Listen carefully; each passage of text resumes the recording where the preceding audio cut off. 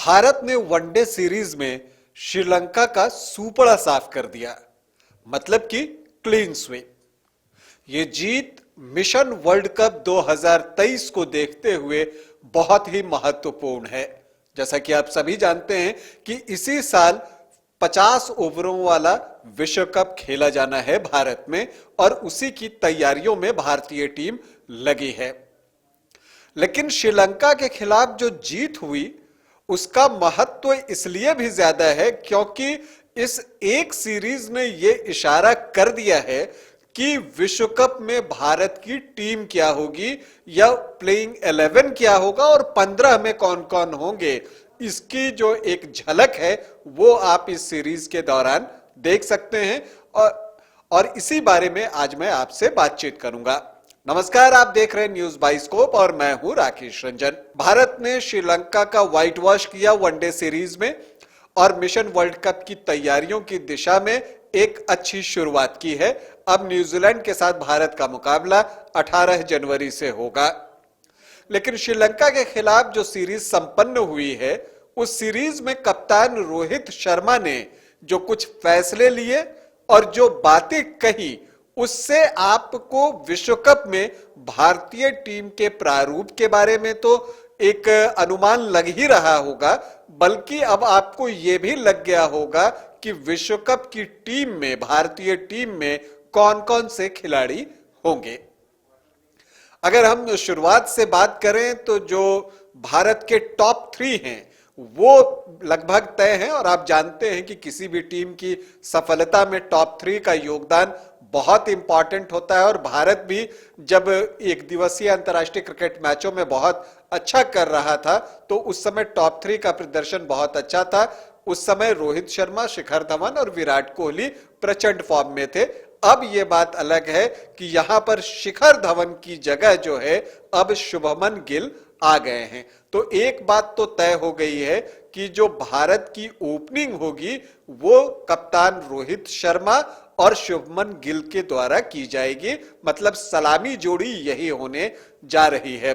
क्योंकि देखिए, ईशान किशन ने डबल सेंचुरी लगाई थी बांग्लादेश के खिलाफ एज ए ओपनर, लेकिन बावजूद इसके रोहित शर्मा ने यह साफ कर दिया कि ईशान किशन को वेट करना पड़ेगा, और उन्होंने शुभमन गिल को वरीयता दी। और शुभमन गिल ने अपने कप्तान को निराश नहीं किया, और पूरी सीरीज में अगर हम दूसरे मैच को छोड़ दें तो शानदार बल्लेबाजी की है।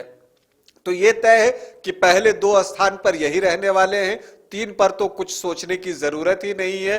विराट कोहली जिस तरह के फॉर्म में हैं, उनके अलावा कोई और नाम आपके दिमाग में आता भी नहीं। जो मध्यक्रम की हम बात करते हैं तो चौथे नंबर पर आपको श्रेयस अय्यर ही दिखेंगे, ऐसी संभावना लग रही है। क्योंकि जिस तरह से सूर्य कुमार यादव के रहते कप्तान रोहित शर्मा ने श्रेयस अय्यर को प्रेफर किया और कहा कि वो प्लेइंग 11 में शामिल होंगे, और जब यहां तक कि सूर्य कुमार यादव को आखिरी वनडे में लाया भी गया तो श्रेयस अय्यर की जगह पर नहीं लाया गया था। तो ये बताता है कि श्रेयस अय्यर टीम का हिस्सा होंगे ही होंगे, और वो चौथी नंबर पर बल्लेबाजी करेंगे। और जिस तरह से तीसरे वनडे में उनसे 1 ओवर गेंदबाजी करवाई गई है उससे यह भी लग रहा है कि आगे आप उनको और गेंदबाजी करते हुए देख सकेंगे, उनकी लेग स्पिन को आप देख सकेंगे। तो 4 नंबर पर आपको श्रेयस अय्यर होंगे। और एक बात और भी क्लियर कर दी रोहित शर्मा ने इस सीरीज के दौरान, वो ये कि वनडे वर्ल्ड कप में विकेट कीपर केएल राहुल ही होंगे। मतलब वो अनुभव को वरीयता देंगे। ईशान किशन को इंतजार करना पड़ेगा, वो टीम में हो सकते हैं या रिजर्व में हो सकते हैं, लेकिन प्लेइंग 11 की हम बात करें तो पहली चॉइस केएल राहुल ही होंगे। केएल राहुल ने कोलकाता में अच्छी बल्लेबाजी भी की, एक मैच विनिंग पारी खेली।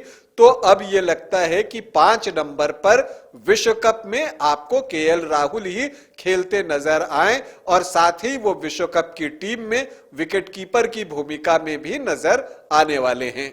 तो ये 5 नंबर की बात हो गई। 6 नंबर पर हार्दिक पांड्या होंगे, इसमें किसी को कोई संदेह नहीं होना चाहिए।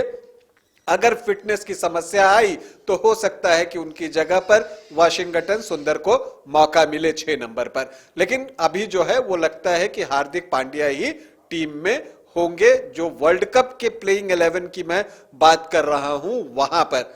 इसके अलावा 7 नंबर पर अक्षर पटेल या रविंद्र जडेजा में से कोई एक खिलाड़ी होंगे, और ये रविंद्र जडेजा के फिटनेस और फॉर्म पर डिपेंड करेगा, क्योंकि अगर रविंद्र जडेजा अपनी फिटनेस प्राप्त कर लेते हैं और गेंदबाजी अच्छी कर लेते हैं तो मान के चलिए कि अक्षर के ऊपर रविंद्र जडेजा को वरीयता मिलेगा। वनडे इंटरनेशनल की मैं बात कर रहा हूं, और वो 7वें नंबर पर आएंगे विश्व कप में, तो कोई चौंकने वाली बात नहीं होनी चाहिए। 7 नंबर ये हो गए। अब हम और दूसरे स्पिनर की बात कर लें, तो अगर हम प्लेइंग 11 में बात करें तो अब ये लगने लगा है कि एक रिस्ट स्पिनर प्लेइंग 11 में होगा। वो यजुवेंद्र चहल होंगे या कुलदीप यादव होंगे। लेकिन जो ये सीरीज गुजरा है श्रीलंका के खिलाफ, अगर आप उसे देखें तो लगता है कि कुलदीप यादव प्लेइंग 11 का हिस्सा होंगे, क्योंकि मिडिल ओवर्स में वो विकेट निकालने में कामयाब रहे हैं। और यहां पर भी जो है उन्होंने 5 विकेट जो है, जो 2 मैच उन्होंने खेले उसमें निकाले हैं। तो आप कह सकते हैं कि कुलदीप यादव टीम का हिस्सा होने जा रहे हैं दूसरे स्पिनर के तौर पे। तो अगर आप जाएं तो ये एक तरह से 8 खिलाड़ी की बात हो गई। अब अगर आप 3 तेज गेंदबाजों की बात करें तो उसमें जो है आप अगर देखते हैं तो उमरान मलिक का होना तय मान के आप चलिए, जिस तरह से वो मिडिल ओवर्स में विकेट निकाल रहे हैं और इसके अलावा अपनी गति से बहुत प्रभावित किया है उन्होंने।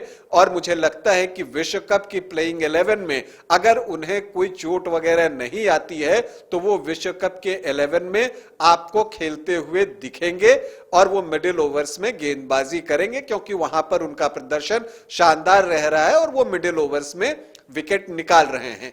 तो जो 3 पेस बॉलर्स की हमने बात की उसमें एक उमरान मलिक, दूसरे मोहम्मद सिराज को तो आप अब इग्नोर कर ही नहीं सकते, क्योंकि वनडे इंटरनेशनल में वो आपके अभी बेस्ट बॉलर बन गए हैं। तो ये तय है कि 10वें नंबर पर मोहम्मद सिराज आपको मिलेंगे। हाँ, 11वें नंबर पर थोड़ा सा कंफ्यूजन है, और उसमें कंफ्यूजन ये है कि कौन हो सकते हैं। क्योंकि अगर जसप्रीत बुमराह फिट होते हैं तो हो सकता है कि 11वें नंबर पर जसप्रीत बुमराह आ जाएं और तब मोहम्मद शमी को बाहर बैठना पड़ सकता है। लेकिन अगर जसप्रीत बुमराह फिट नहीं होते हैं तो मोहम्मद शमी को मौका मिलेगा, ये मानकर अब चलिए, क्योंकि एक अनुभवी तेज गेंदबाज की जरूरत तो है ही। तो ये 11 हो गए आपके। इसके अतिरिक्त जो आप रिजर्व में देखने की बात कर रहे हैं तो मिडिल ऑर्डर में आपको जो एक मिलेंगे आपको, तो 12वें खिलाड़ी के रूप में आप सूर्य कुमार यादव का नाम ले सकते हैं, वो भी 15 में होंगे, ये तय मान के चलिए। क्योंकि अगर श्रेयस अय्यर के फॉर्म में कुछ परेशानी आती है तो वो टीम में आ सकें, प्लेइंग 11 में आ सकें, तो सूर्य कुमार यादव भी टीम का हिस्सा होंगे। तो 12 वो हो गए। इसके अलावा आप अगर जाएं तो वाशिंगटन सुंदर की बात जैसे मैंने की, हो सकता है उन्हें पहले प्लेइंग 11 में मौका न मिले, हार्दिक पांड्या 6 पर खेलें, लेकिन वाशिंगटन सुंदर भी टीम में होंगे, ये भी आप लगभग मान के चल सकते हैं। तो 13वें नंबर पर आप वाशिंगटन सुंदर का नाम ले सकते हैं। चहल भी टीम में होंगे, भले उन्हें प्लेइंग 11 में पहले प्लेइंग 11 में मौका मिले न मिले, लेकिन वो 15 में होंगे। तो जो 14वें खिलाड़ी हैं वो यजुवेंद्र चहल होंगे। अब जो 15वां नाम है वहां पर अब किसे लेकर आया जाता है ये देखना दिलचस्प होगा। वो शार्दुल ठाकुर हो सकते हैं, जो कि बॉलिंग में आपको एक ऑलराउंडर के रोल में रहते हैं, तो हो सकता है 15वें खिलाड़ी वो हो जाएं, या अक्षर पटेल हो सकते हैं। लेकिन मुझे लगता है कि अगर जडेजा फिट होते हैं तो अक्षर पटेल टीम में तो होंगे, लेकिन वो रिजर्व खिलाड़ियों में चले जाएंगे, और ये संभावना व्यक्त की जा रही है। इसके अलावा ईशान किशन का भी रिजर्व में होना आप तय मानकर चल सकते हैं। तो ये इस तरह से ये 17 खिलाड़ी हो गए और कोई एक अर्शदीप के तौर पे आप देख सकते हैं कि 18 खिलाड़ी वो भी रिजर्व में रह सकते हैं, तो ये 18 खिलाड़ी होंगे। तो पहले 15 भी मैंने बता दिए और जो रिजर्व 3 में रह सकते हैं उनके बारे में भी आपसे बातचीत कर ली। जो श्रीलंकाई के खिलाफ जो सीरीज हुई है श्रीलंका के खिलाफ, उसे देखते हुए यह अनुमान लगाया जा सकता है। और कप्तान रोहित ने इस बात को बड़ा ही स्ट्रेट फॉरवर्ड सामने आके बोला, जैसे उन्होंने कहा ईशान किशन, सूर्य कुमार यादव को वेट करना पड़ेगा, और करना पड़ा। तो इस तरह से हम देखते हैं अब ईशान किशन को न्यूजीलैंड के खिलाफ अगर अवसर मिलता है तो वो कैसा प्रदर्शन करते हैं, ये देखना दिलचस्प होगा। तो विश्व कप के लिए जो श्रीलंका के खिलाफ जो सीरीज हुई है उसे देखते हुए विश्व कप की टीम के बारे में एक मोटे तौर पर आप अनुमान लगा सकते हैं। तो श्रीलंकाई सीरीज से और कुछ मिला या नहीं मिला वैसे बहुत सारे पॉजिटिव चीजें हैं, लेकिन विश्व कप में टीम का प्रारूप क्या होगा और कौन कौन खिलाड़ी होंगे टीम में, ये इसकी झलक जो है वो जरूर मिल गई। अभी के लिए इतना ही, इजाजत दें, नमस्कार। वेलकम टू चाचा मामा दंगल। हास्य अदाकार संजय मिश्रा से गुजारिश है कि वह अखाड़े में कूदे और फुलटूस को ट्रॉफी से नवाजे। लगता है समाधि ले ली। अरे बुला रहे हैं। अरे बोल रहे हैं कि बुला लो। टॉप टेक सीमेंट, जो जोड़े तो छोड़े नहीं, मजबूती ही हमारी पहचान। 4 धामों में से एक रामेश्वर धाम सहित तिरुपति बालाजी, कन्याकुमारी, मदुरई माँ मीनाक्षी देवी और श्री मल्लिकार्जुन ज्योतिर्लिंग का झारखंड में सबसे कम दर पर सब परिवार दर्शन लाभ का अनुपम अवसर। संपर्क करें माँ कामाख्या धार्मिक रेल यात्रा, केसरी नर्सिंग होम, पहला तल्ला, पिस्का मोड़, रांची।